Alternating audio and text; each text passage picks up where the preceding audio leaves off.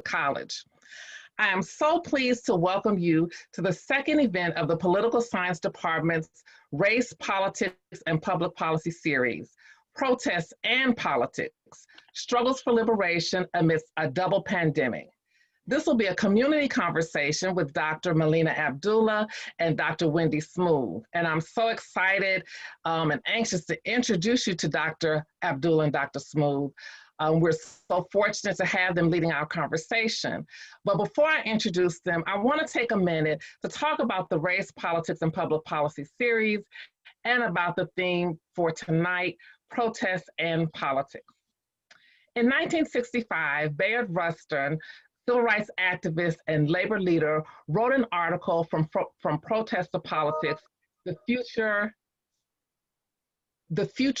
of the civil rights movement, where he really delved into the shifting of a protest movement to reaching for more political power.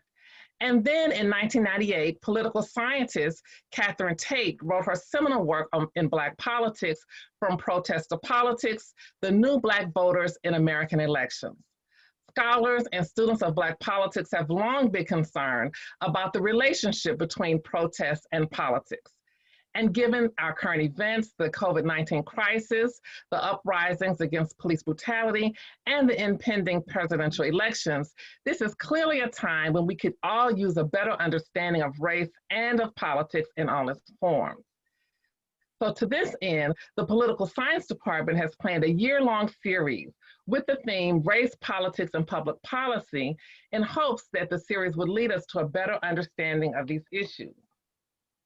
I want to thank you all for coming and sharing in this journey with us. And I want to thank Ms. Hillary Stiepleman in Faculty Services for all of her logistic work, our co-sponsors, the Martha Church Center for Civic and Community Engagement, the Office of the Provost, Provost Debbie Ricker, and the Sophia Lipman NEH Center for the Humanities Colloquium, and the African American Studies Program, all co-sponsors for this program.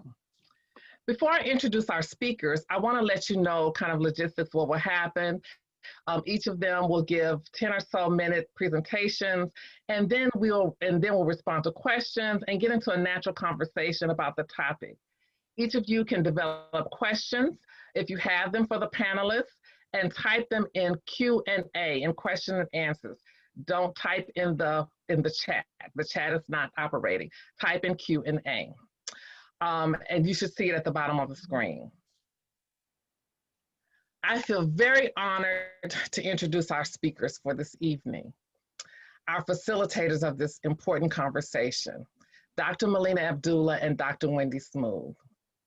Both of these women represent the best of what political science and what academia has to offer. They don't simply engage in scholarship for scholarship's sake. Instead, in their work, they advance liberation, advance justice, and try to make our world a better place. And I'm just so honored to have them here today. Dr. Melina Abdullah is Professor of Pan-African Studies at California State University, Los Angeles, and is a recognized expert on gender, race, class, and social movements. She is the author of numerous scholarly articles and book chapters with subjects ranging from political coalition building to womanist mothering, and has also contributed to popular media outlets, including the North Star, The Root, and many others. Professor Abdullah is a womanist scholar activist. Understanding the role that she plays in the academy is intrinsically linked to broader struggles for liberation of oppressed people. She was among the original group of organizers that convened to form Black Lives Matter and continues to serve as a Los Angeles chapter lead and contributes to the leadership for the Global Network. She is co-host and co-producer of the weekly radio program, Beautiful Struggle, and the weekly internet radio show, Move the Crowd. Dr. Abdullah also serves on many community boards and is a recipient of many awards, most recently the 2020 35th California State Senate District Woman of the Year. She has appeared on MSNBC, CNN, Fox Soul, TV One, ABC, PBS, and more, and is featured in several films such as The 13th and When Justice Isn't Just. Dr. Wendy Smoothe is Associate Dean for Diversity, Equity, and Inclusion and Chief Diversity Officer for the College of Arts and Sciences at The Ohio State University. She holds a faculty appointment as an Associate Professor of Women's Gender and Sexuality Studies and holds courtesy appointments in Political Science and the John Glenn School of Public Policy. A noted scholar of intersectionality in American politics, she is one of the foremost voices writing on the experiences of women of color as lawmakers in political institutions and women of color issues in public policy. Her current research focuses on girls of color and their interest in political leadership. She regularly comments and consults on issues impacting Black women in electoral politics as voters and candidates. Her writing appears in numerous journals, including Politics and Gender, Journal of Women in Politics, and Journal of Women, Politics and Policy, and the National Political Science Review, and edited volumes such as Situating Intersectionality, Gender and Elections, Legislative Women, Getting Elected and Getting Ahead, and Still Lifting, Still Climbing, Black Women's Contemporary Activism. So I'd like you to join me, however we can. You can just do it in your homes in welcoming, giving a very warm welcome, a very warm hood hello to both of these women. And we'll start with comments from Dr. Abdullah. Great, so I am so thankful to be here. In the gathering in our Zoom room, we talked about what it was like to have each other as graduate students. We were young Black women political scientists coming up together and first meeting in the National Conference of Black Political Scientists, and have been arm in arm ever since, which was only a few years ago because we're still, 29, right? So I'm grateful to be with you all. And I think that there's no more appropriate conversation than the one that we hope to have here tonight. The conversation around protest and politics is absolutely where we need to be as a nation, and also as Black women and Black people in particular. So there's a lot of talk about the presidential election. There's a lot of people looking, the entire world is looking at what's going to happen on November 3rd. Or if you're like me and live in a state like California where people have been voting for 2 weeks now, right? We're looking at what's already happening. In Los Angeles County, more than half the voters have already voted, right? And so we're looking to see what will happen. Will we continue down a road where we have white supremacists occupying the Oval Office? Will we continue down a road where white supremacy takes shape out of the occupant of the White House in terms of rhetoric, policy, and violence? Or will it be shifted? And I say shifted because it's not, what's on the agenda is not a transformation. It's about whether there will continue to be blatant white supremacy, or whether or not it will take a more liberal form. And I know people that might not be the most popular position to have, and my mother gets really angry at me every time I say that Joe Biden is not the answer to Donald Trump. But the reason that I say that is because I believe the answer to Donald Trump is the first part of the question: protest and politics. That liberal white supremacy as embodied by the Democratic Party, and we have to be very clear, and I'm with political scientists who can vouch for me, that every time Joe Biden attempts to ride Barack Obama's coattails, it's important that we remember that the reason Joe Biden was selected as Barack Obama's running mate is because he was seen as a counterbalance to Barack Obama, who was already only moderate, right? Don't believe me? Read The Audacity of Hope for yourself. Barack Obama was not Malcolm X in Barack's clothing, right? He was a moderate, right? He was a mainstream Democrat who happened to go to a progressive church, right?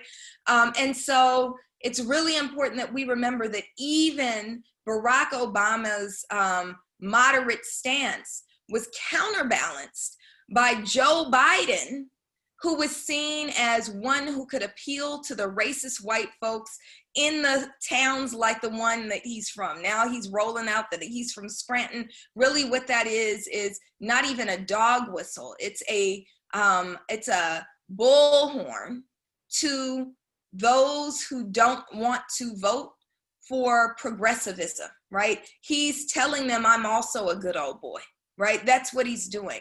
And so it's really important for me that we remember in this moment that yes, there are two choices on the ballot for the presidency, but they are not the solutions to one another. They're not the opposite. They're different forms of the same white supremacist tool, right? The real answer to the blatant white supremacy as embodied by Donald Trump is the protest piece.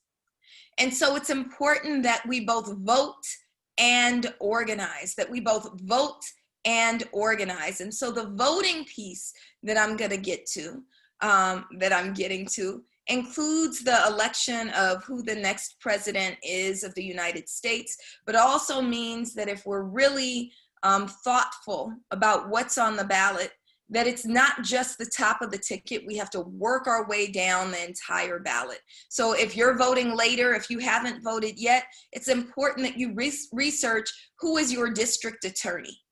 It's important that you research what ballot measures are on the ballot, what propositions are on the ballot, who are these judges that you're voting for, right? Those are the things that are going to affect your daily life, your city council member, your county supervisor. These are all things that are going to affect your daily life. In Los Angeles, we have an opportunity on our ballot where we're trying to, the clarion call of the moment as we talk about protest is defund the police. We actually have a defund the police on the ballot, Measure J for Justice, where we're pulling money out of the county's discretionary fund, at least $500 million that will not be spent on jails and county sheriffs and could go to things like healthcare, housing, and good jobs. We have an opportunity to reinstate affirmative action if we vote for Proposition 16. So your voting piece, your politics piece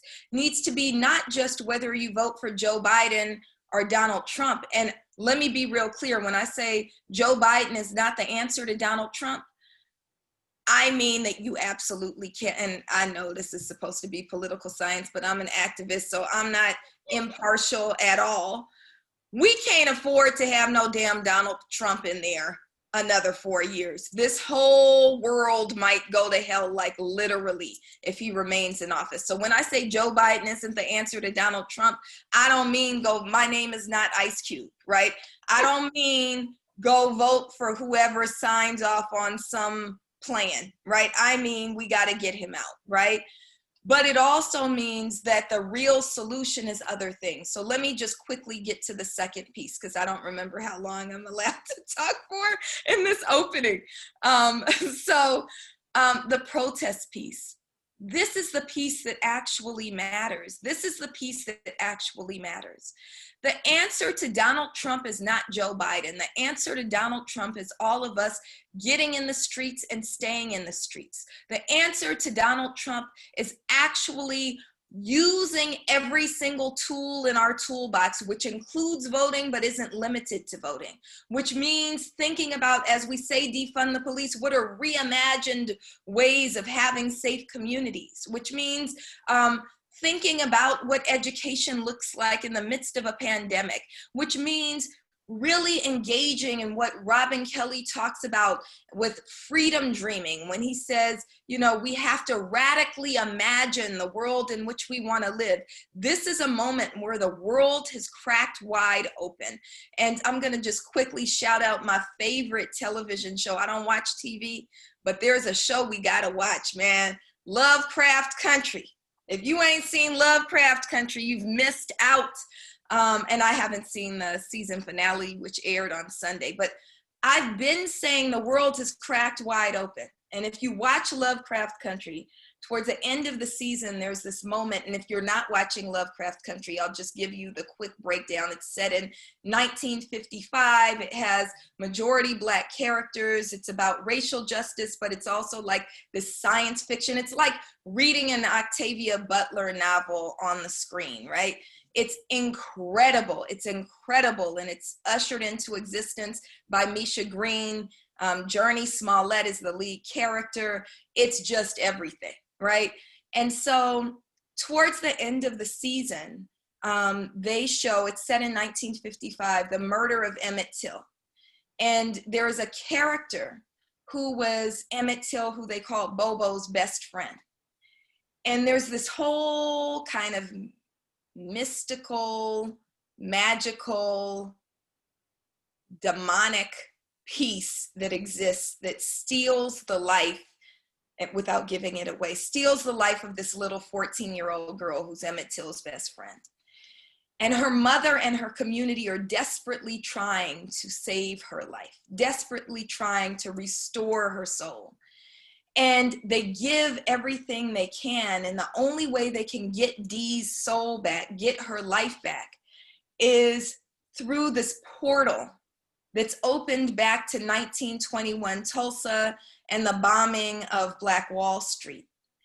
And Dee's mother comes back. She had been on this journey that brought her through generations and like different worlds. Her name is Hippolyta, right? Anybody who knows the story of the Amazons, she's the queen of the Amazons. That's who she's named after. This Black woman is named Hippolyta. And so she's trying desperately to save the life of her daughter. And she enlists her extended family and her community to help save Dee's life, to restore Dee's life. So she opens up this portal to 1921 Tulsa. And she's holding this portal open to the point that you can see the energy being sucked out of her. You can see her hair turn blue and her eyes turn white. And then this question is kind of posed to this community and this extended family. Will you walk through the portal? Will you brave the fire? Will you pick up a bat and beat some, I cuss a lot. I won't cuss because I don't know, I want to beat some behinds when you need to, right? Will you interrogate yourself and the shortcomings of yourself? Will you turn to each other and build community with one another? And will you do so quickly because you face a much larger enemy? And as that's happening, Hippolyta's trying to keep this portal open. Well, all of the other Black characters, they live up to that call. They step through the portal, right? And they do this work. I would posit that we are in that moment, that this is a moment when the world has cracked wide open, that there's a portal that's open, but it's closing right now, right? It's beginning to close. The soul is being sucked out of Hippolyta, right? And she can't keep the portal open forever. Are we going to step through and get the things that we need to get in order to save our future, in order to save Dee's soul, in order to save the souls of our loved ones and those who are coming behind us? That is the role of protest. The role of protest is saying we are going to step through this portal. We're going to give everything that we can. We are going to heed our sacred duty. We are going to do both protest and, yes, some politics too. But what's going to save the life of those coming behind us is the protest work, which has to happen right now and has to continue even after the portal closes, once we're back in the world in which we actually live.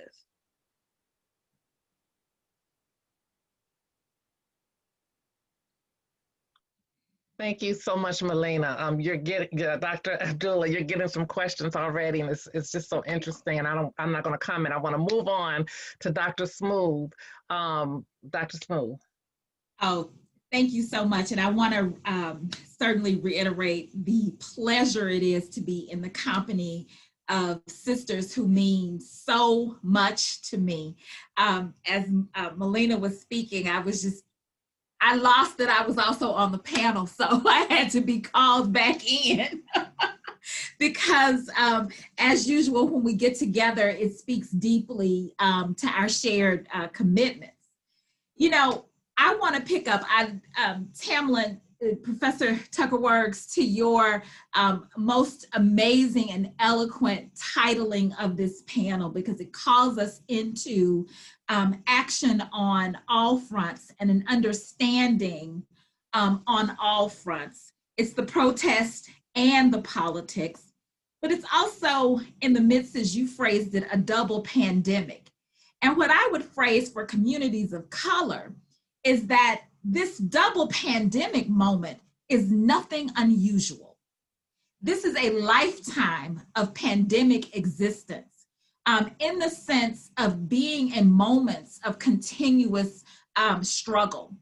And what I would submit to all of us to think about is that at any moment when we have had our greatest success as a nation in terms of coming closer to our ideal of we the people, and I call it an ideal intentionally, because democracy, we often think of a democracy as a thing, but a democracy is an ideal, right? A democracy is not an achieved status, it's a framework that you work and you strive to come closer to. In every moment that we have come closer to realizing the potential of our democracy, the potential of we the people, it has been deeply connected to protest, and it's been deeply connected to struggle. So I want to bring us into this kind of historic moment, because we're thinking of 2020 as being the historic year of COVID. But we actually, prior to COVID, we were in a quite celebratory mode as a nation. We were commemorating, and I often say commemorate because I can't say celebrate the 100th year of women's suffrage, because I have to uplift who was missing in the moment of the passage of the 19th Amendment. In terms of African-American women and women of color being absent from the actual practice of being able to use the franchise. So we were commemorating, right, for 2020, the 100th year of women's suffrage. We were commemorating the 150th year of the passage of the 15th Amendment, which granted Black male suffrage. And we were at the 55th anniversary of the passage of the Voting Rights Act. All of these moments were marked by protest politics. None of these moments came into existence because a lawmaker said, hey, the right thing to do is to make sure we have an expanded electorate in which Black men can vote. Or we have an expanded electorate in which Black women, women can vote, or that we haven't quite gotten it right with the amendments and we now need an act of Congress to ensure policy change. And I want to uplift in particular the Voting Rights Act in particular, because in this year, we also celebrated the homegoing of Representative John Lewis. And the images that we see of protest politics on Bloody Sunday in Selma, Alabama, as John Lewis, a young, very young man. So for our students out there, John Lewis was a very young man in moving across the Edmund Pettus Bridge and delivered into the hands of state-based white violence that simply refused to think of him as worthy of being included in the democracy and in this idea of we the people. After that protest, and this was the time period, if you will, 1965, we had 3 television stations, and I love to remind my students, and I remind my own family, 3 television stations. You did not have the option to turn away and watch some other show that was more to your liking, right? You couldn't fish for the news that you wanted. The news was set, and this is what we had to consume. So the nation had an opportunity to watch the state-based violence that Representative Lewis and others endured on Bloody Sunday. And as a result of that, you have President Johnson, who then says, looks at as he's viewing alongside the American public and says that these are atrocities that we can no longer endure as a nation and consider ourselves a democracy. So it's in that moment that Johnson is brought into the realization that the Voting Rights Act is not an optional piece of legislation, it is an essential piece of legislation. With the passage of the Voting Rights Act, it's in that moment that we finally see both African-American men and African-American women have access to the ballot and access to voting. And y'all, I want to also underscore that it's the Voting Rights Act and the fact that we went through a court case, Supreme Court case, Shelby versus Holder in 2013, where we took away the strongest pieces, Section 5 of the Voting Rights Act. And because of the erosion of Section 5, we see the kinds of voter suppression tactics that we are all witnessing across the nation. And if we don't think the vote is important, people do not rally and do not act with such energy around things that are not important or do not have value. So if our vote had no value, people would not spend so much time and action with the goal of suppressing votes. So when we see long lines in polling places, when we see polling places close without prior notice to communities, and in particular, this impacts rural communities and urban communities alike. When we see the antics that we're seeing during this election cycle, where counties are limited to 1 ballot box for early voting. And Professor Tucker Works hails from the great city of Houston. Y'all got me on record for saying the great city of Houston. I'm a Southerner, but I'm not from Houston. The great city of Houston. Houston has a population, or Harris County is where Houston sits. Harris County has 4.7 million people living in the county, in Harris County. The governor in the state of Texas is contesting the right to have multiple ballot drop-off boxes across Harris County and across other counties in Texas. That means that 4.7 million people, as many people who live in the state of Rhode Island, are forced to go to 1 ballot box in order to drop off their early ballots. Texas, a southern state, you say, and Texas was one of the states that was covered under the Voting Rights Act prior to the erosion that I talked about with the Shelby case.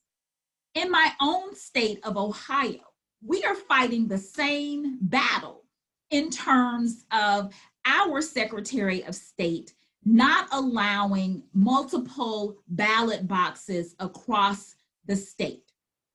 In California, where Melina or Professor Abdullah is located, we have operatives from the Republican Party who have set up alternative, and use my air quotes, alternative drop boxes as a way of moving people away from using the franchise, ballot boxes that are decoy ballot boxes.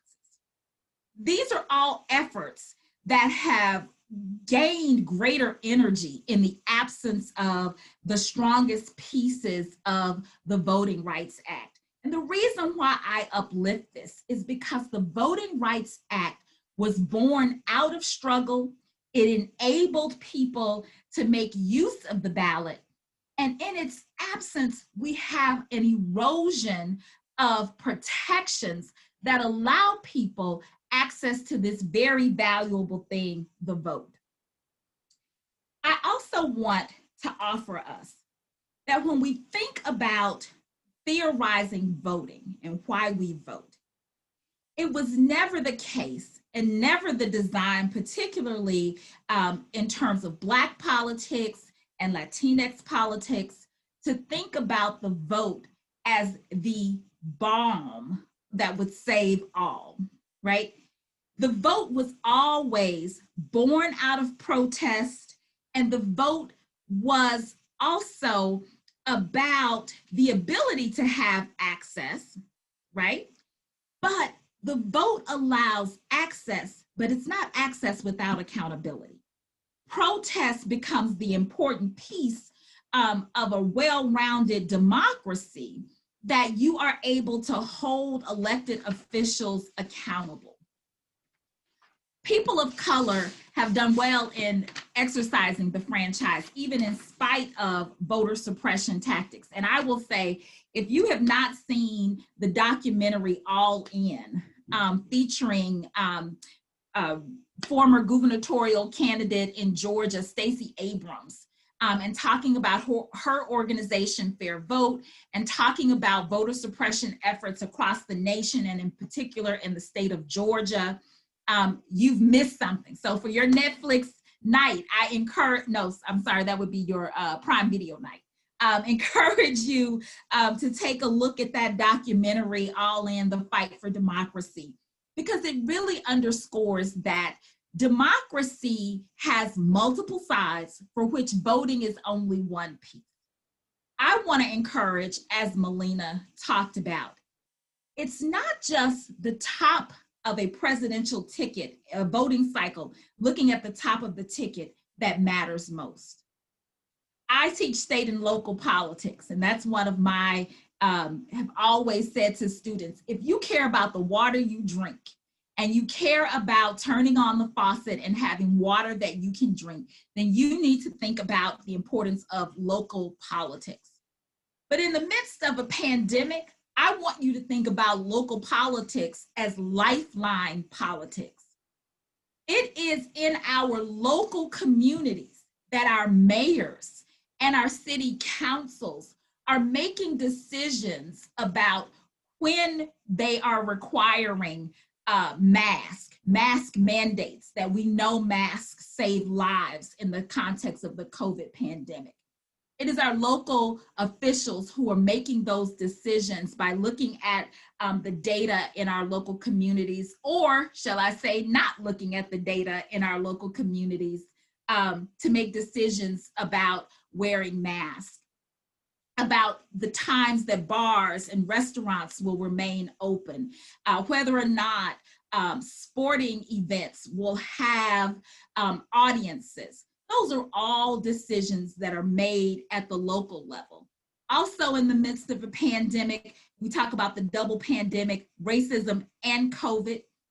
When we think about the ways in which citizens and people living in our cities and towns across the nation experience the police, we are talking about a very localized issue. In most communities, it is the mayor and the chief of police that have the relationship that is responsible for the kinds of engagements that we see with local police departments. In our cities and in our towns across this country this year, as a part of our recognition of the pandemic of racism, we have had mayors who have either been hostile to protesters or enabling of democracy, because protest is democracy at work. Paying attention to our local races, the kinds of decisions that city council members are making, the kinds of the kinds of reviews that are review boards that we're voting for through issues and amendments at the local level. In my own area of the country of Columbus, Ohio, we have an issue on the ballot that creates a community police review board. That alone is enough for me to rally citizens to think about or to understand the importance of voting, because this offers citizens an opportunity to weigh in on unjust practices and ways in which we can protect particularly communities of color. So when I agree in totality with my colleague, Melina Abdullah, when she talks about the importance of those down ticket races, we have to pay attention to the congressional races this election cycle, because the Senate may change. Given the ways in which some states may vote, we may see changes in the US Senate. Those have incredible repercussions for the ways in which justices are appointed.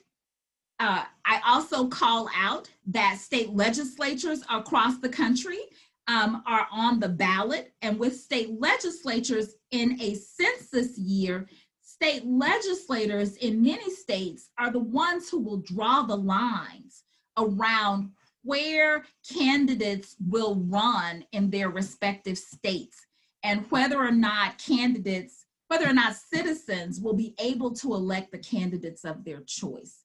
There is a lot on the ballot. And if a race between Joe Biden and Donald Trump does not motivate you, the down ticket races are equally important because they impact our everyday, day-to-day lives. And I'll say a last point. When we think about the richness of democracy, I want people interested in protest. I want people interested in voting. And I also want people, particularly young people who are thinking about social justice and racial justice issues, to also think about running for public office. That is an additional way that you deepen democracy and you remain connected to protest traditions that will hold you accountable, at the same time that you are involved in the direct action of policy making. So there is room for all of us in a democracy, and it's time that we all do our part to get us closer to we the people. And I'll stop there, ready for conversation.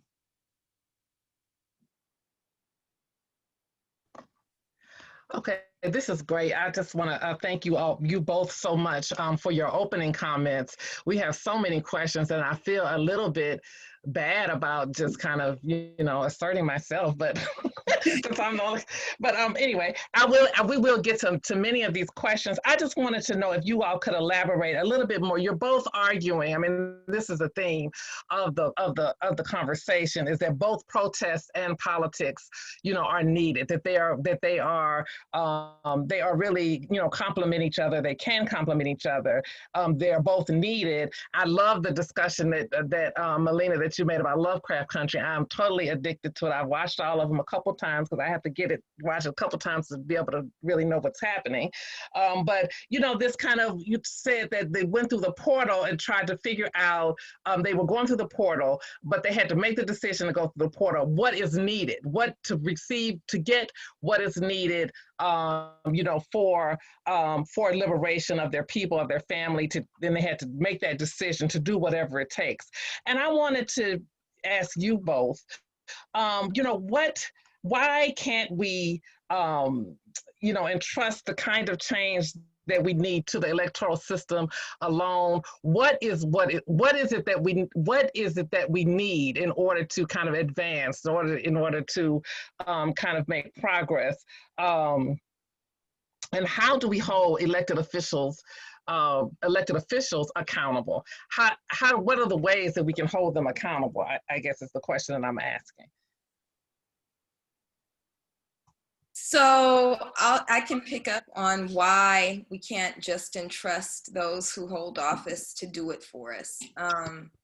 And, I'm sure we'll get into a conversation about that. But it's important to remember that those who are entrenched in a system the most that they are generally willing to do is engage in a process of reform.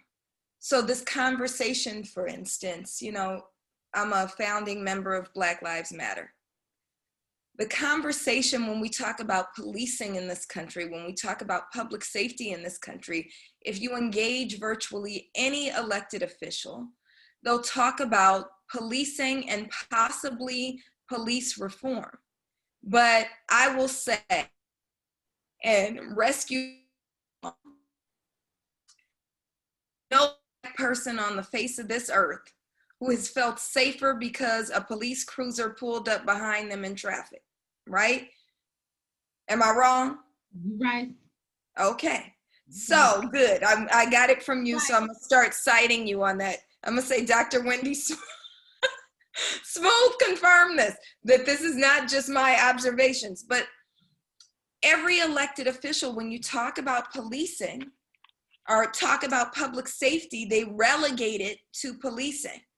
And they'll talk about police reform. It's important to understand that when we talk about public safety, we're talking about something much larger than policing. We're talking about making sure communities have what they need. You know what makes me feel unsafe? The growth of the homeless population in Los Angeles. That makes me feel unsafe. What makes me feel unsafe is that my children don't have anywhere to go after school. Well, now we're in a pandemic, right? So they don't even get to leave the house, which really makes me feel unsafe. But when we talk about what makes us feel safe, you know, we, Black Lives Matter Los Angeles, launched something before the pandemic, or before the murder of George Floyd, like in the midst of the pandemic. Was it before the pandemic? I guess it was. It was before the pandemic, People's Budget LA. So you can go to peoplesbudgetla.com. And basically what we did is survey 25,000 Angelenos and say, what are your priorities? And what Angelenos said, 25,000, just to put that in perspective, that is larger than the CNN presidential exit poll, right? And we're just talking about Los Angeles city residents. They had to verify where they live to even complete the survey, right? They said their highest priority was on meeting the universal human needs of people, providing housing, providing healthcare, providing those kinds of things. Their lowest priority was on traditional approaches to public safety, which included police, prosecution, and traffic enforcement. That was their lowest priority, right? And so when we think about it, elected officials always emphasize what we think is the lowest priority. And so they're limited to the realm of reform. It's important as we think about portals being open, a world cracked wide open, right? That we have an opportunity to usher in radical imaginings, right? To usher in models of public safety that are not tethered to policing, a system of policing that evolved from slave catching, right? That we think about, well, wouldn't it make communities safer if everybody had access to healthy food, if everybody had all of what they need and most of what they want? Wouldn't we be safer? Wouldn't we be safer if we invested in things like intervention workers and preventionists? I look at models like Newark, New Jersey, right, that are imaginative in their approach. It takes people on the outside to do that because elected officials are tethered to the institutions and systems that already exist. And unless pushed, will only move towards reform. I'm not interested in tinkering around the edges of a system that steals the life of at least 1,200 people a year, that incarcerates our people, that refuses to provide the things that are actually needed, and that enriches a few at the expense of the many. And so this is why we have to go beyond electoral politics. Tamlin, I would just agree with of course, agree with my amazing colleague. But the thing that I would also underscore, and I know we have students who are taking wonderful courses at Hood in democratic theory, and what we have to understand about even the design of democracy, small d, is that democracy is about maximizing the voice of the people. When we theoretically think about what is a democracy, in that there is no place in our conceptualizations of democracy that we hold that elected officials will have the answers to issues impacting everyday citizens. What democracy does is it empowers everyday citizens to speak and to leverage their voices. Our biggest failures is when we elect elected officials and then we go home and say that the problem is solved. We voted. That was it. That was all that was called upon us. No, agenda setting, we are part of the agenda setting process. And as Professor Abdullah is saying, agenda setting happens through community activities, community deliberations, agenda setting, and we tell our elected officials what it is that we need and what is required of them. So that is when we become closer to an idealized notion of democracy. It's not when we just elect people and then we give up on our parts of the jobs of being citizens and being occupants of our cities and towns. Okay, thank you. I'm going to pull up a question from the question and answers, Q&A.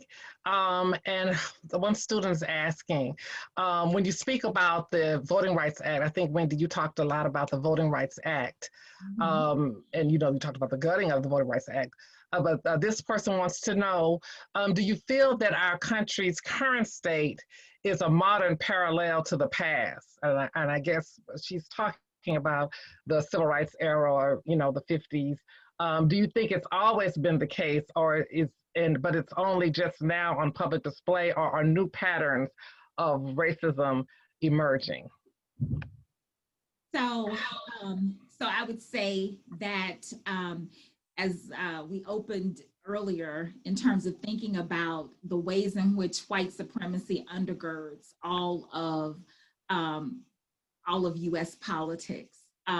What we see is a reincarnation of various forms of white supremacy when we're thinking about voter suppression. And white supremacy is also linked to patriarchal structures of gender suppression. So when we think about things that have come up, and I mean, we passed policies robustly after the gutting of the Voting Rights Act. We have a slew of states that immediately go towards voter ID laws and increasing requirements for voter ID. And some of our states have very extreme versions of voter ID laws in the sense of having to have a photograph.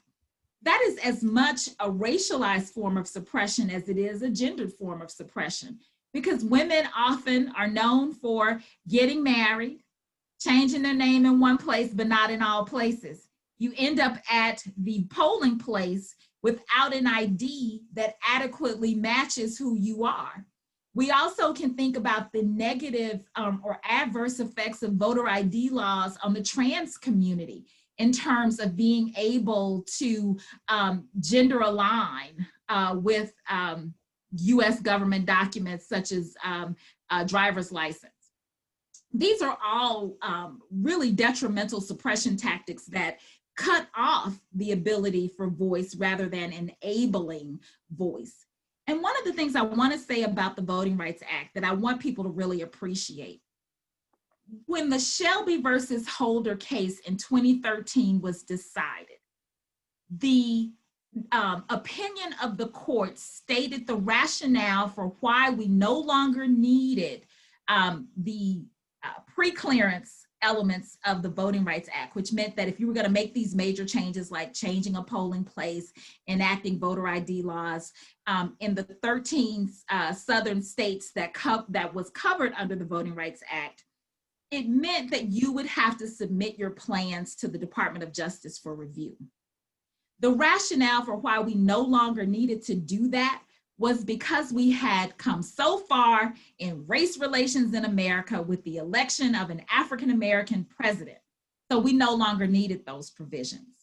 But what the Shelby, and that was Justice John Roberts' opinion, his written opinion. But what happens in the context of the Shelby case is it rules that Section 5 is no longer needed, but it sends the Voting Rights Act back to the US Congress in order to reimagine what is necessary in terms of voting. For 7 years, 2013 to 2020, Mitch McConnell in particular has decided that we do not need any additional protections for voting in this country. The reason why I drew parallels between Texas, Ohio, and California, states very geographically different, demographically different, and who have different partisan majorities, is because in all three of those states, two of them outside of the South, all have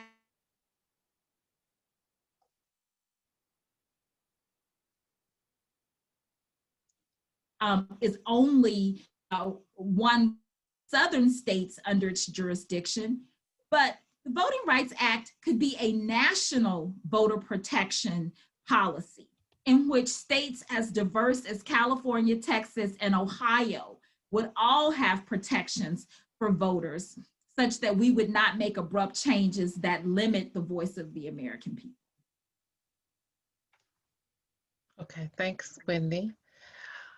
Just along those same lines, a couple of people are asking in the chat about, voter suppression tactics and about kind of protecting yourself and making sure that you and your neighbors and friends and family are able to vote. And so one person has asked, with the illegally placed ballot boxes like in California, they attempted to limit mail-in voting as much as possible by the Trump administration and some state politicians.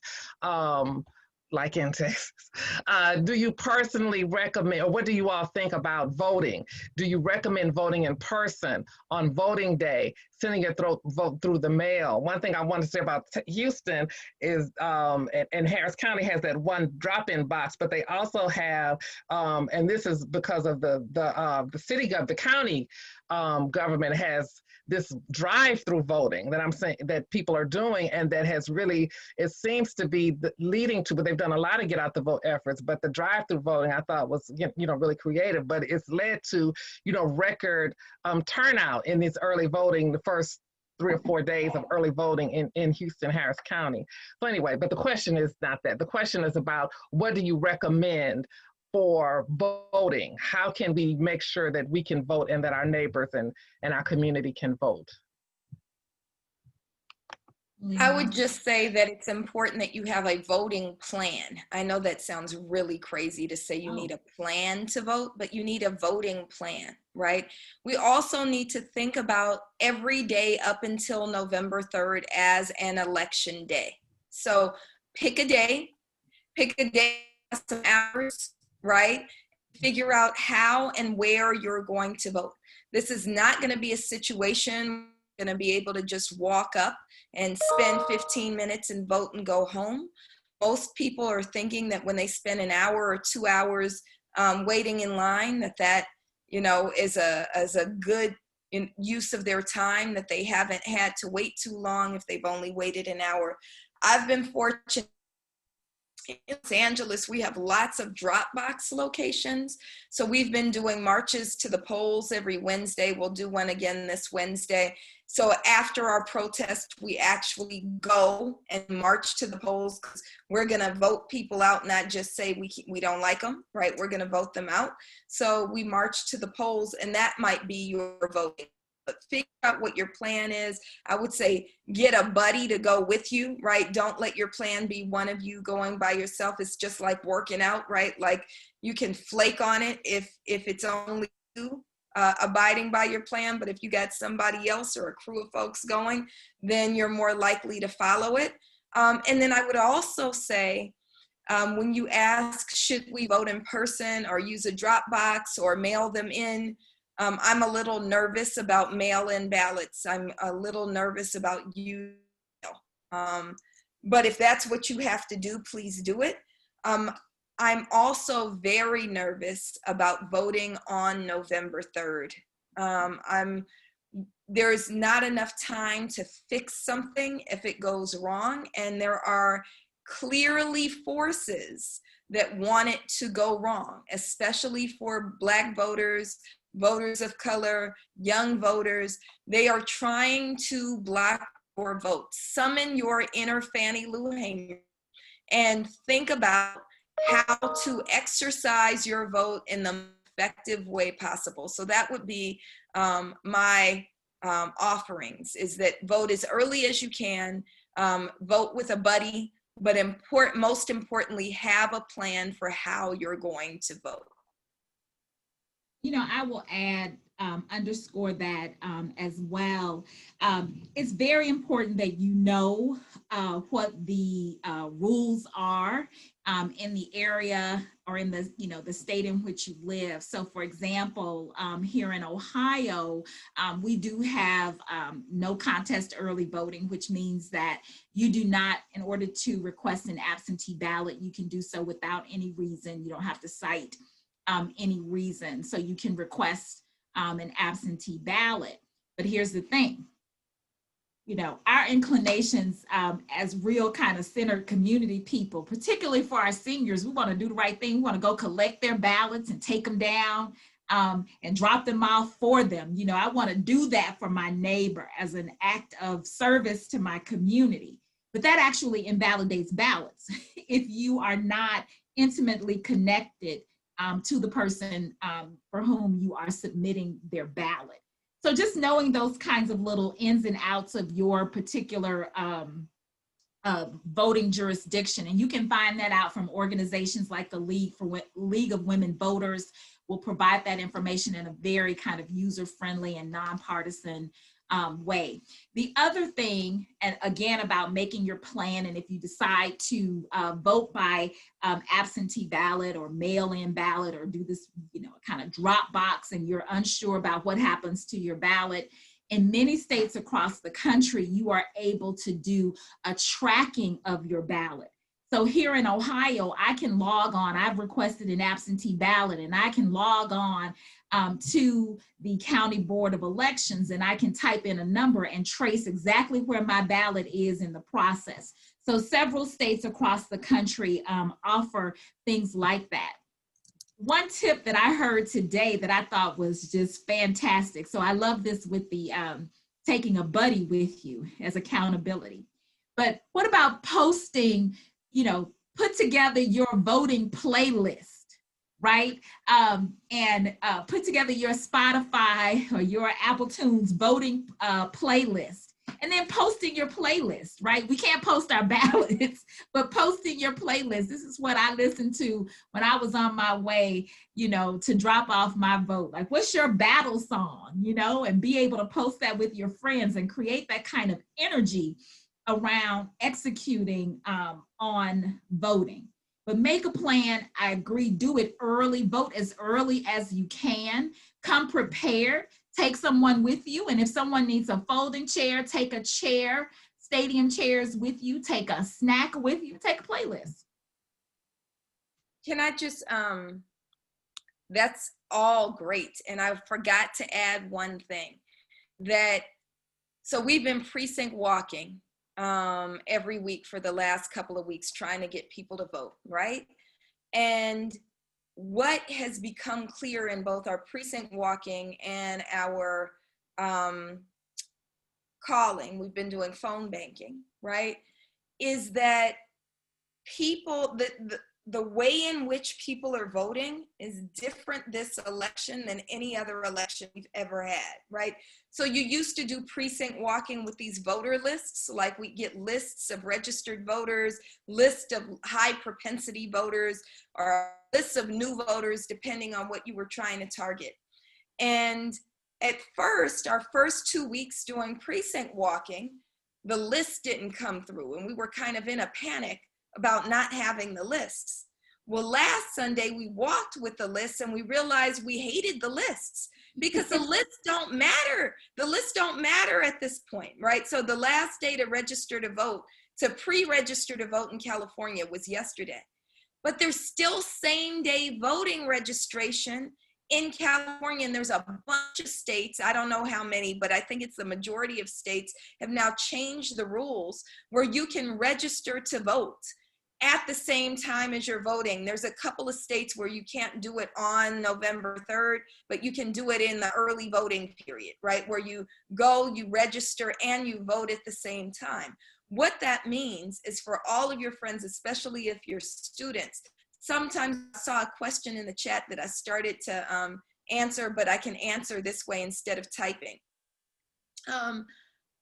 There are people who think it's not revolutionary to vote, right? And to a degree, that's true. No people have ever voted them freedom, right?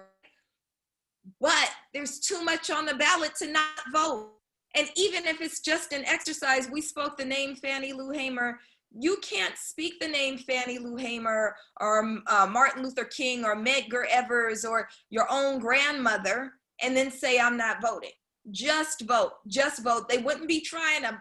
Do you think these people, your president included, would be removing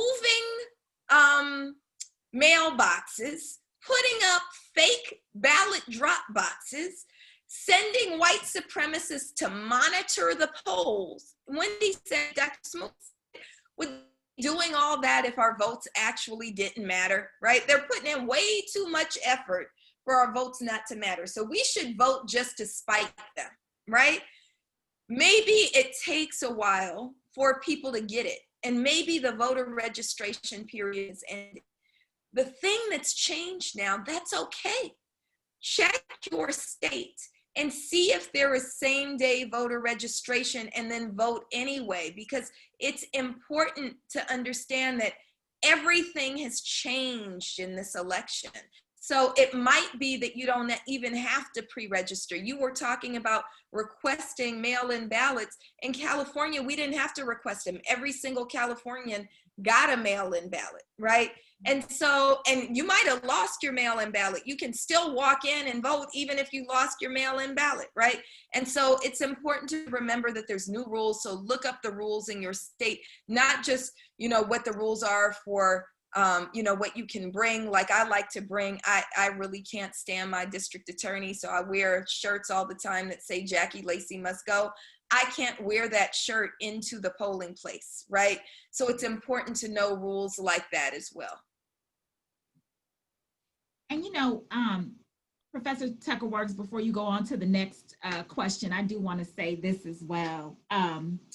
You know, in many states, if you are a convicted felon, you're unable to exercise the franchise. And what I've said to people as well, who then say that the election or everything around the election is, you know, nothing to do with them. This is a moment where you can take someone else to the polls. This is a moment where you can participate by making sure that other folks have the information to do it on your behalf. And I think that's a really important message until we can work towards nationwide restoration of voting rights. That does not mean in the interim that political participation is impossible. Political participation is still an option, and you do it for the future of what is to come in terms of extensions of voting rights. Because with the right Congress in place, I want to be real clear, with the right Congress in place, we have an opportunity for different policies nationwide in terms of voting. Okay, thank you. I want to shift a little bit. I have a couple questions I'm going to try to put together the best I can. So, what what is a piece of personal or professional advice for Black women who are currently working in their communities to address systemic racism? What would you have them do? What do you think they could do? What's your advice for them? And then So also, what would you say would be the best way to motivate people to run for public office? great, thank you. So I'm representing for Black women who turn up and turn out to vote. If I had to put my money on any group in the American electorate, I would put my money every day on Black women voters, because when we think about those who have been pragmatic voters, discerning voters, we see Black women every time. In 2008, in 2012, Black women outvoted every other demographic group. Let me be very clear. Black women outvoted every other demographic group in those election cycles.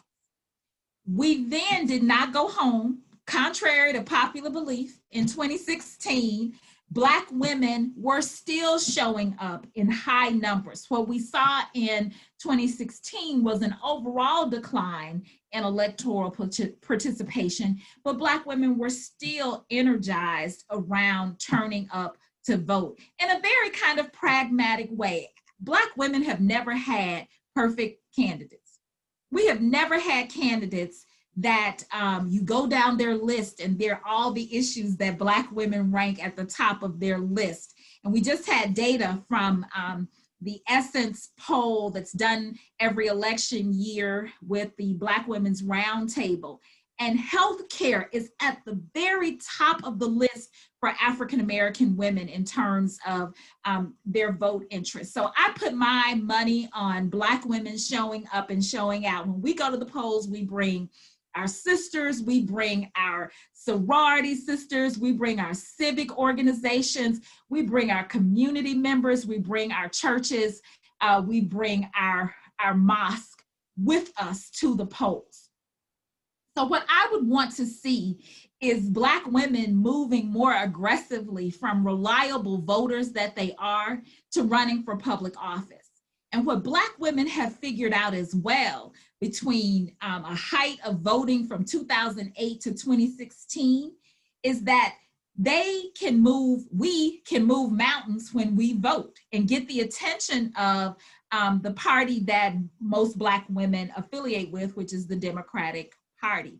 It is because of Black women's activism that you have a Kamala Harris on the DNC ticket. That is a direct response to the agitations of Black women that they be further included in electoral politics for the Democratic Party. Black women are also finding the need to train candidates, identify candidates, the political party is incomplete in terms of asking Black women to run for office, but Black women groups such as Higher Heights for America, the Black Women's Roundtable are in the business of identifying Black women candidates across the country to run for office. And then they just don't encourage Black women to run for office. They help them fundraise and they help to do the work that make moving into elected office a reality.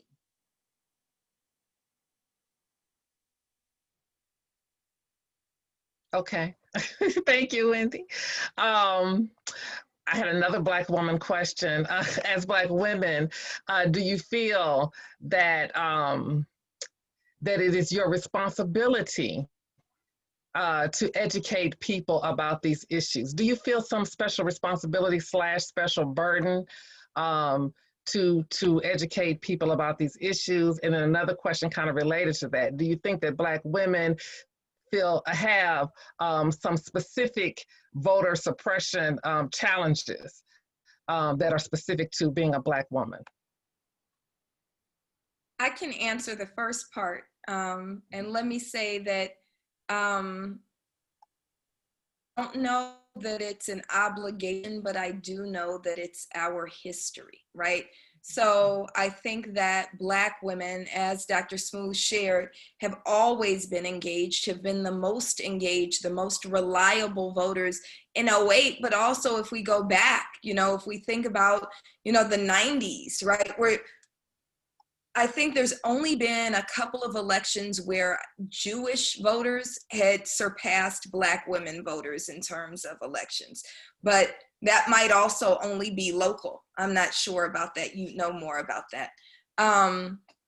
But Black women have been a reliable set of voters. We've been also the most authentic leaders. When we think about leadership and descriptive versus authentic leadership, we've been the most authentic leaders. So not that every Black woman does what she's supposed to, but when you elect a Black woman, she's more likely to be an authentic representative for her constituency, for Black people as a collective than any other group. So we can think about models like Karen Bass and Barbara Lee and Maxine Waters and what they've been willing to do and able to do as elected officials, right? Seeing their role. Karen Bass often says, Karen Bass is the chair of the Congressional Black Caucus. She often says that she's an organizer, but being in elected office is her current occupation, right? So she sees as an extension of community, and she began as a community organizer. So I think that that does become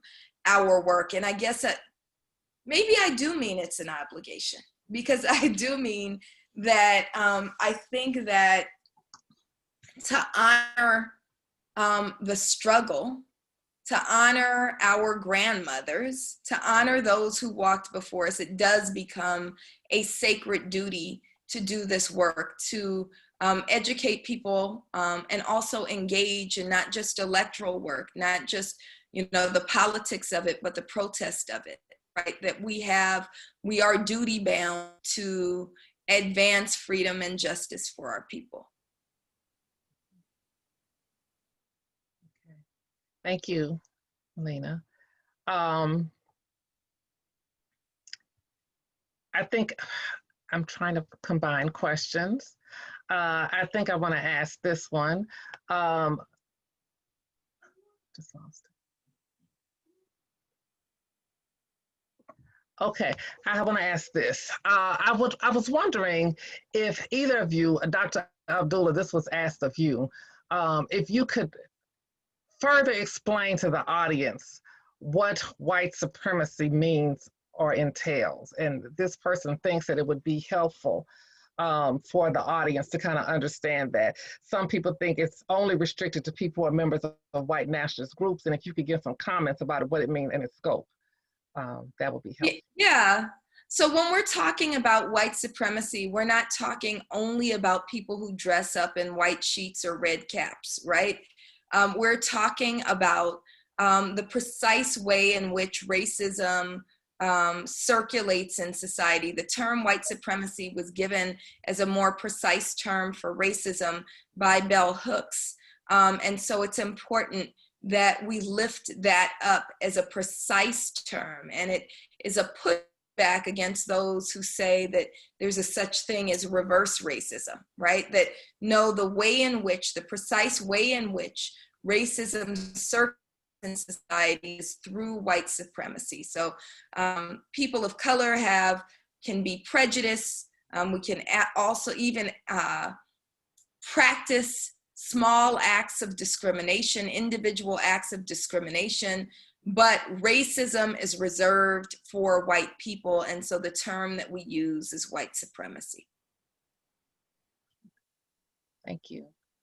And I would just add, we often think about white supremacy as existing at the individual level, but the truth of white supremacy is that it is a systemic issue. So it is not a systemic condition. It doesn't need an individual actor to enable it, but it is baked into the very systems in which we all operate under. Okay, so now we can get into a whole conversation. Yes, and it's also individual, It's both. Yes. It's individual and institutional. And there's roles of individuals within the institutions. And, you know, I'm now quoting Stokely Carmichael, right? And it's overt and it's covert, right? It's the way that you see it and the way that you don't see it. The measure, and I think this is what Dr. Smooth is pointing to, white supremacy isn't just present when you hear the N-word. White supremacy is present when you think about the way in which, you know, my daughter had the police called on her in her classrooms 4 times in a single semester, right? White supremacy is present when you look at Los Angeles Skid Row and see that more than 80% of those who are unhoused in that neighborhood are Black, right? White supremacy is present when you think about that Black women who die giving birth in this country is actually worse than many developing nations. That's all the presence of white supremacy. So it can exist through systems, and there are still people who say the N-word, right? And there are still ways in which, you know, I just got off, we had a police commission meeting in Los Angeles, and we monitor this body that's supposed to be monitoring LAPD. This year, 734 people filed claims of racial bias that LAPD had, you know, engaged in white supremacy. White supremacy exists institutionally because as an institution, LAPD found itself guilty in 0 cases, right? That of 734 cases of white supremacy or alleged white supremacy or racial bias, 0 of them were founded, right? But also individually, the police chief then says, when he's questioned about it, says, yes, I believe that that's true, that, you know, LAPD has not engaged in racial bias. Well, he stands as an individual white supremacist by validating that report. Absolutely. I'd like to go a little bit further with that, with another question that someone had, and they wanted to know about the best way. Melina, you said that it was an obligation for Black women to engage in this work, and this person wants to know, what is the best way for white people to help in the realm of politics and in the Black Lives Matter movement? Either one of y'all. I love that question. So we have to remember that the undoing of white supremacy is not just the work of Black people. It's not just the work of people of color. It is everybody's responsibility, including white folks. And I would say it's more your work than ours, right? You created the system. White, and I mean you as in like the collective of white folks, right? That they constructed the system of white supremacy. So they also have a responsibility, and I think an even greater responsibility to undo it. So there's a couple of things that I think that need to happen as you're engaging in this work as an ally, accomplice. One is that you have to be willing to follow Black leadership. You have to be willing to follow Black leadership. You don't get to chart the course to freedom for Black people. We can do that ourselves. What we need you to do is follow behind us, is to engage with us, is to stand alongside us. And the way in which we've seen that work most effectively is for you to organize among your own people. Now I sound like the old school Malcolm X, right? But we really do need you to organize among your own people. We need you to join organizations like Showing Up for Racial Justice, like Alliance for White Anti-Racists Everywhere. In Los Angeles, we have an organization called White People for Black Lives. And what they do is really stand as accomplices in this work. What that means for us is they bring resources. What that means for us is they use their voices to amplify messages against white supremacy and towards a racial justice movement. What that means for us is putting their bodies on the line. One of the things that we often do as we engage is we ask white folks to put their bodies between us and the police. When we're out protesting, who are the police shooting rubber bullets at? Who are they tear gassing? Who are they beating with their sticks, right? It's Black folks, and other people of color. And so when white people serve as kind of our perimeter, there's much less violence meted out against Black folks. The other thing that happens when you organize yourselves is you save us the burden of having to always explain white supremacy to white folks. I can't stand that work.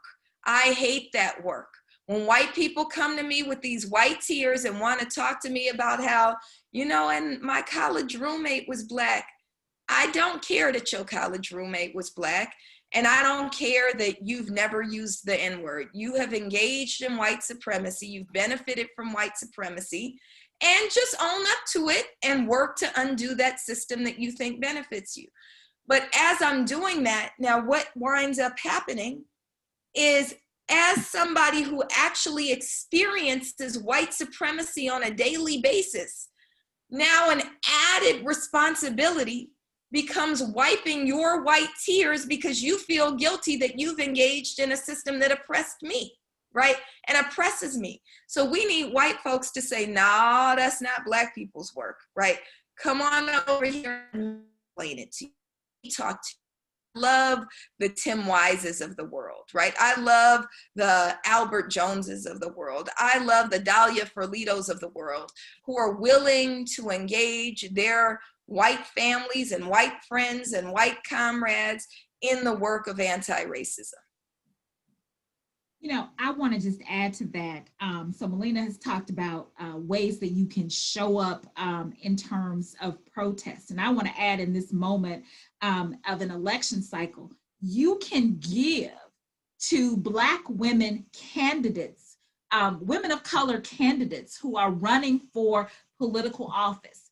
And when I say give to those candidates, I don't mean give in the sense of, oh, I will give a little bit over here and my usual commitments over there.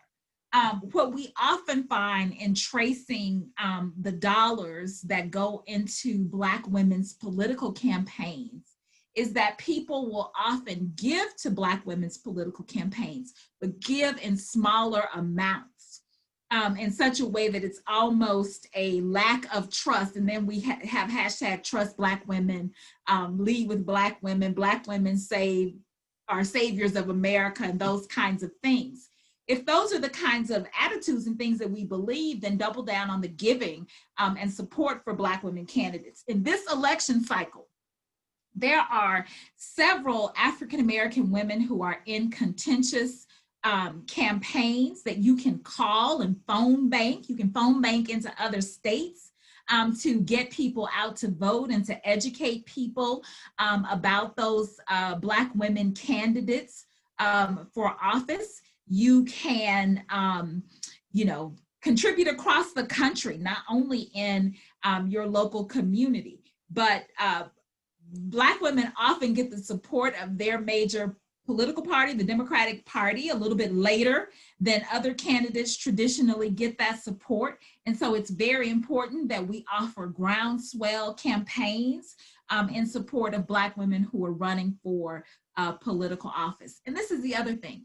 We all know those dynamic, outspoken, amazing women who are community organizers, who operate the PTO, who raise money in their local communities for heart disease, or they are organizing for social justice and racial justice in our communities. We know those women.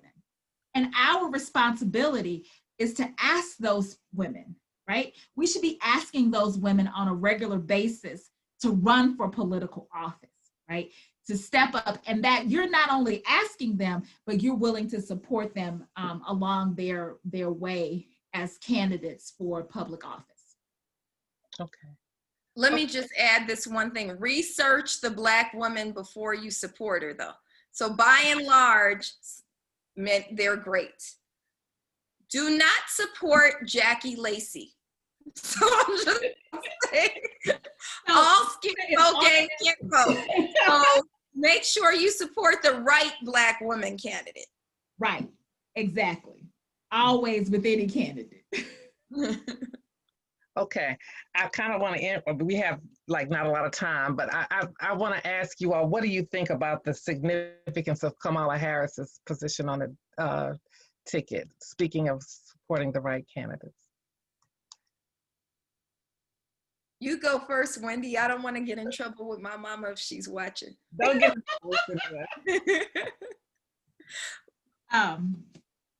And so, okay. These are your closing remarks, by the My way. closing remarks. Okay. You know, I'm going to stand where I started, right? And I said this throughout my comments today, is that I do stand with Black women. I stand with Black women candidates, and I know that there are on so many occasions that Black women's records can be interrogated in various ways and read in very kinds of complex ways that also are endemic to the racism and sexism that women candidates across the board experience. This is a historic, I mean, people talk about every election as being a historic election. This is the first time in the history of this nation that a woman of color, that an African-American woman appears on the a national party ticket as a vice presidential nominee. That excites me about our democracy. It excites me about where we are in terms of 100 years of women voting, and it excites me with a 55th anniversary of the Voting Rights Act, because it really does, in my mind, move us closer towards this idea of we the people. I think for a lot of people, this has raised questions about whether or not they could actually support the Democratic Party ticket. And I'll let Melina, as a local California resident, be able to speak to various detailed dynamics.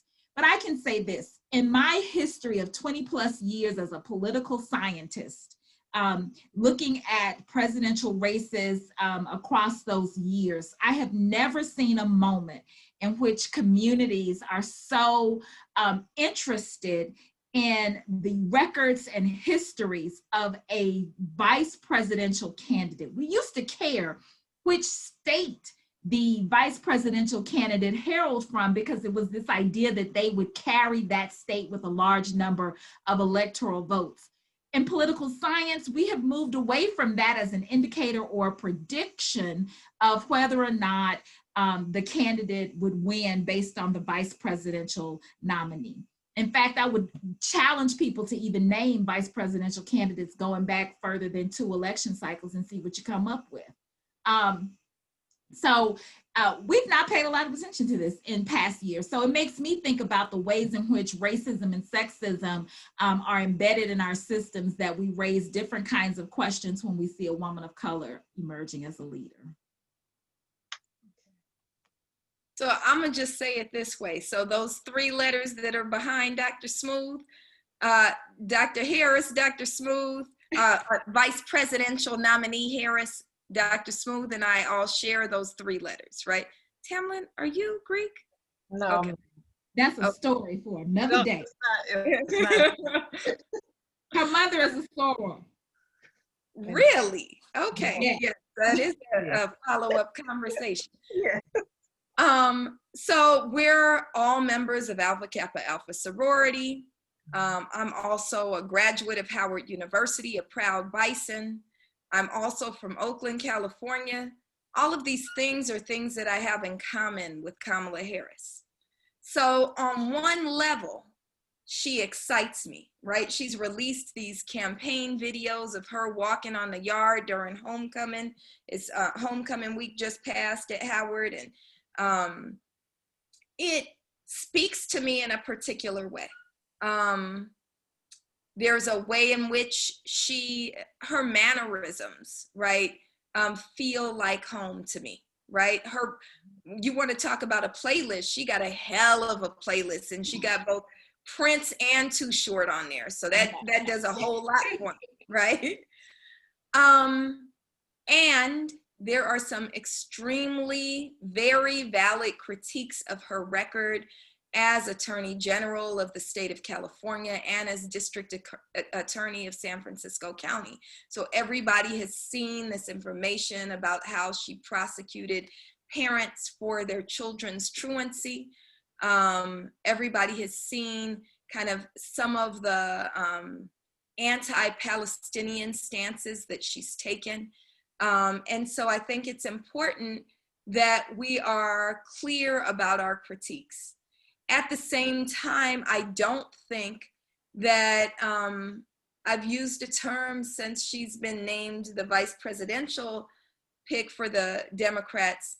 I've used a term that I never used, right? She's a mixed bag, right? So there are things that warrant critique, but there's also things that I think go overlooked in terms of her willingness, when we think about her willingness to call out and prosecute banks for subprime lending, right? When we think about in California, she was the first attorney general to set up what's called the open justice desktop. So we know that when people are killed by police or while in custody, there's no place that law enforcement or jails and prisons have to report that information to. But while she was attorney general, they were compelled to report that information, which did a great deal for us as we struggled for justice in their names. So there's a lot that we have to think about with her. So there's symbolism, but then there's also kind of the way in which substance, you know, is very complicated. I will say this and then I'll be quiet. That if you want me to get my backup, keep calling her names, right? When Donald Trump called her a monster, Donald Trump is calling somebody a monster. Let's think about what's underlying that, right? What's beneath this assault on her. Even, you know, left-leaning white folks who want to call her Kamala, you weren't calling a white man cop anything, right? So I think that the assault on Kamala Harris is both race and gendered and intersectional. And so I think that it's important that we recognize this even as we are thoughtful about critiques of our own. Can I just add, I know we're ending, Tamala, but I want to add one thing on here because I think it ties a bow on this. In this election cycle, what we are actually making choices around is picking and this goes back to the protest and politics framework. We are picking who we want to be in a fight with. Who do you want to be in a fight with? And when I'm thinking about who I want to be in a fight with, I want to fight, but I also want that possibility of you being able to hear my democratic claims of legitimacy, my democratic claims of voice in the midst of that fight. And so that I think is a part of the decision that we're making and what Black women do all the time in terms of being pragmatic voters. Picking who you want to be in a fight with. And I will give, Tamara Burke is actually a person who started talking about that idea of picking who you want to fight with. Okay, I cannot express my gratitude enough for both of you. I think we've had a very kind of thought-provoking conversation, it's very beneficial to everybody who's on the call. So I just really, if I could, I mean, I can clap, and I know that other people would clap if we could see them and hear them clapping. And so I just want to say thank you. I want to also thank all of the people who are on the call and for hanging in there, you know, just and being so engaging. We have so many questions here that we didn't get to. And so, you know, we'll save this and we'll kind of think about them, and I see the names of people asking the questions. So these are things that we can kind of continue to talk about and have discussions about. And I want to stop and if Katie is, I'm sorry, Dr. Robidek is still on the line. Are you still here? There's an announcement. Okay. Thank you, Dr. Yes, go ahead. Sorry. Just wanting to thank you, Dr. Tucker-Works, for organizing this illuminating conversation on the relation between protest and politics for the Hood College community and beyond. And also thanking you so much, Dr. Abdullah and Dr. Smoot, for conveying the urgency of this moment in US political history, as well as the importance of using our imaginations to step through the portal or step into the future that we, the people, want to see for our ideal of democracy. The very meaning of that word in ancient Greek being the power or rule of people. Finally, on behalf of the Church Center for Civic and Community, thank you, Department of Political Sciences series on race, politics, and public policy, which will continue this coming spring. We hope to see you all again then. Meanwhile, for those attendees in Maryland, early voting for the November 3rd election starts on Monday, October 26th and goes through Monday, November 2nd, with early voting centers open 7 a.m. to 8 p.m. each day. Please vote. And hey, Dr. Henderson is on. We saw Errol Henderson in the Q&A. So thank you for having us. Thank you so much for having us. Okay, all righty. Thank you, everybody. Good night. Wonderful conversation. Thank you. Much love, Melina. Love you. Talk to you soon. Yes, indeed. Indeed. Keep me up on Thursday. Yep.